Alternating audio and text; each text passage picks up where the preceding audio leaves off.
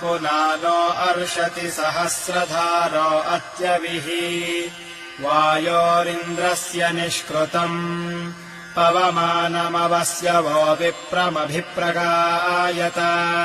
सुष्माणम् देववीतये पवन्ते वाजसातये सोमाः सहस्रपाजसः गृणाना देववीतये उत नो वाजसातये पवस्व बृहतीरिषाः द्युमदिन्दो सुवीर्यम् तेन सहस्रिणम् रयिम् पवन्तामासु वीर्यम् सुवाना देवास इन्दवः अत्याहियानान हेतुभिरसृग्रम् वाजसातये विवारमव्यमाशवाः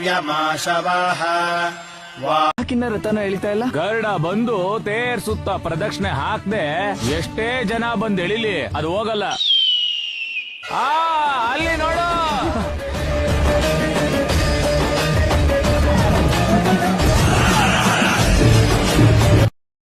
ಇಡೀ ಸೃಷ್ಟಿಯಲ್ಲೇ ಹನುಮಂತನಷ್ಟು ಶಕ್ತಿಶಾಲಿ ಯಾರೂ ಇಲ್ಲ.